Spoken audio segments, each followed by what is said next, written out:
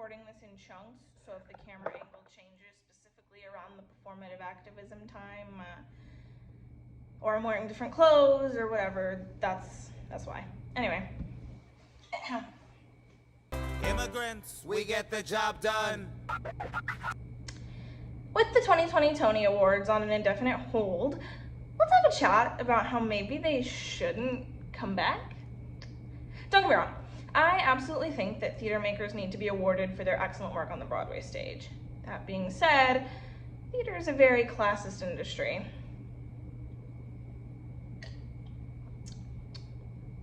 The point of the award show is to be able to put on ads on marquees. And that would be fine if it didn't encourage discrimination in a community that claims to be so welcoming. Today we're talking about discrimination and the Tony Awards. So before I begin, I think the best way to go about this is to split my ideas into 3 distinct categories, those being the whitewashing of Broadway, the telecast, and performative activism. Those topics are broad on purpose, as I have a lot to say and a lot of smaller ideas go into them. There will be some overlap, but that's to be expected. Anyway, that being said, let's get started with the most obvious. Look at me, powerless and holding my breath. Before we start with this category, a disclaimer. I'm going to be using the phrase whitewashing to not only refer to race in this context, as Broadway tends to encourage cis, white, abled actors to perform on their stages. When I say whitewashing, I mean cis, white, abled washing, I guess.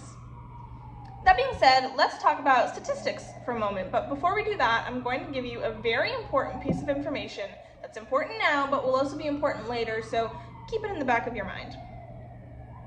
At the Tony Awards, every musical nominated for both Best Musical and Best Revival of a Musical get to perform a number from their show during the telecast. Get that snuggled back in your brain. Good. Now, here's a statistic on that fact. Out of the 10 musicals that won the coveted Best Musical Award since 2010, only 40% of them had a person of color as a lead performer during the telecast. Those being Memphis, 2010, Kinky Boots, 2013, Hamilton, 2016, and Hadestown, 2019. The Best Revival of a Musical category fares a bit better with 50% in the last 10 years. Those being Porgy and Bess, 2012, Pippin, 2013, The King and I, 2015, The Color Purple, 2016, and Once on This Island, 2018. For the sake of giving credit in terms of diversity, Oklahoma did give a disabled person, Ellie Stroker, a major solo during the telecast, but we'll get to her. Also, while many leads in the Oklahoma revival were people of color, none of them got a solo during the actual telecast. So we can't talk about the whitewashing of Broadway without addressing We See You White American Theater.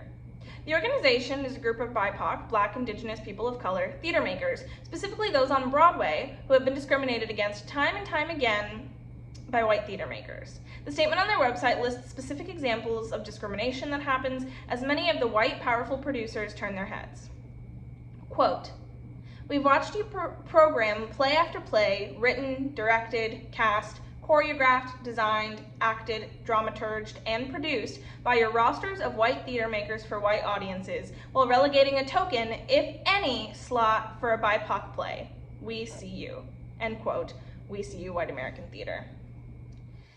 In a classist and racist society, white people are given more job opportunities, which means more money, which means white people will be visiting the theater more often. While I'd love to see the Tonys disappear, they're important as they help Broadway make money. If a show doesn't make money, it closes. Shows that read Best Musical Winner on the poster are gonna make more money. I mean, think about it. Would you rather risk seeing a show that is not gonna be as great? Or would you wanna see a show that's guaranteed to have great reviews? Gurney, HuffPost.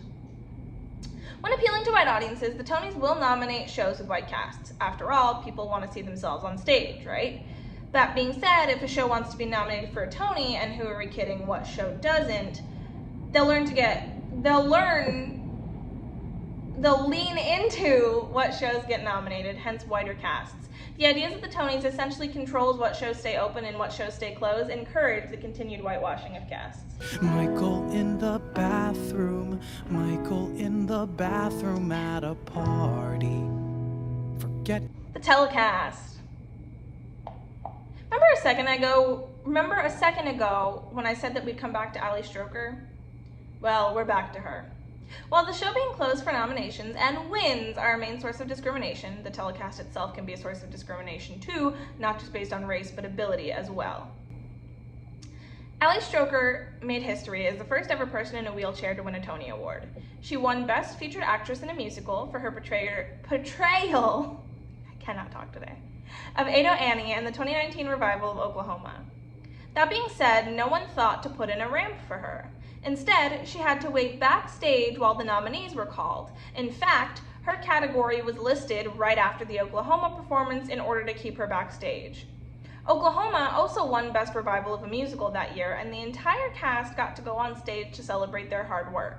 But not Stroker, she'd already returned to her seat. There was no way for her to join her fellow castmates as they celebrated. Quote, "The failure to include a ramp front stage was essentially a slap in the face.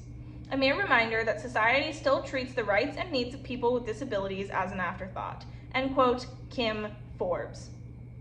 The slap in the face comment was common amongst publications the day after the telecast. The 2019 Tony Awards were a discriminatory year overall, not just without the Ellie Stroker incident. George Salazar also had an exclusionary experience during the Tony Awards. Remember earlier when I said to keep the fact that only nominees for Best Musical and Best Revival of a Musical got to perform during the telecast? Great, it's time to pull that back up. George Salazar played Michael in the 2019 Broadway production of Be More Chill.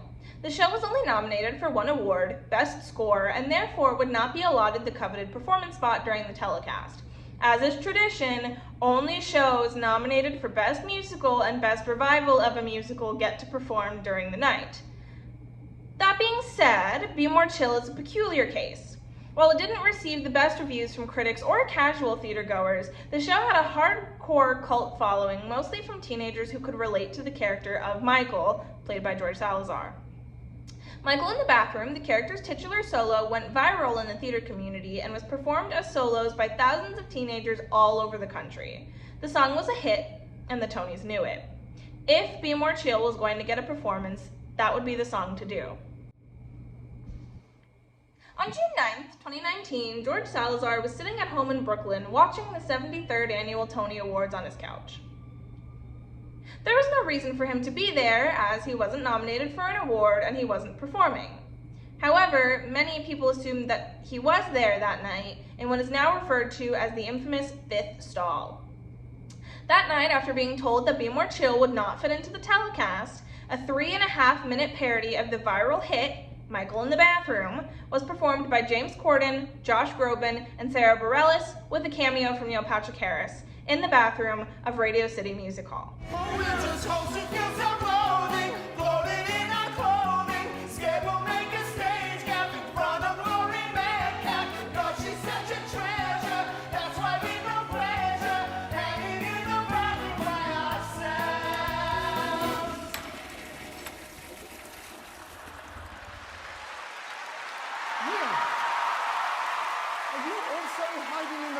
Because you have crippling insecurities?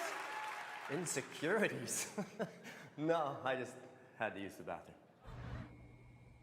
One of the things Be More Chill was praised for from the beginning was its diverse cast. 30% of the cast of both the original off-Broadway run from 2015 and the less successful Broadway run in 2019 were Asian American, Tran, NBC News. In an attempt to discourage BIPOC from participating in the Tonys, the award show gave George Salazar's time to sing a song he'd been singing for years to 3 white people, and Neil Patrick Harris, who could not do the song justice. As George Salazar said, BIPOC aren't welcome on Broadway.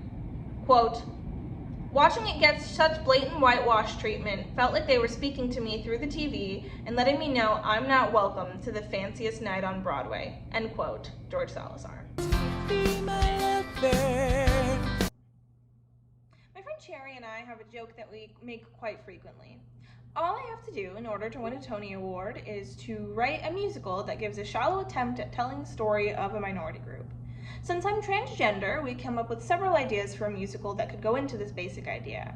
Binders, a short haircut, and a scene where the lead, most likely played by a cis woman, looks at themselves in the mirror. All classics when it comes to shallow depictions of trans people, specifically trans men. Broadway does the same thing. Rent has an ambiguous trans/drag queen prostitute, Dear Evan Hansen has a main character with an anxious stutter in an attempt to depict both disabled people and people with mental illness, and the delivery woman from Fun Home fits every butch lesbian stereotype known to man, even though we don't even see her. What do all these shows have in common? Best musical. The basic ideas that are appealing enough to white, cis-abled people are seen as heart-wrenching when it's only the tip of the iceberg for trans, disabled, and BIPOC. The biggest example of diversity at the Tony Awards in recent memory is the 2016 ceremony in which two shows with majority casts of color won for Best Musical, Hamilton, and Best Revival of a Musical, The Color Purple.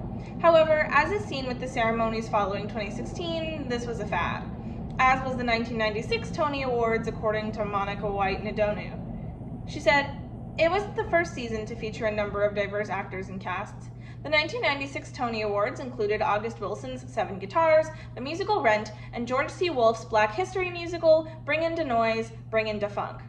The next season, however, featured predominantly white shows, A Doll's House, Chicago, Titanic, and a Broadway revival of The Gin Game." End quote, Nadonu, The Conversation.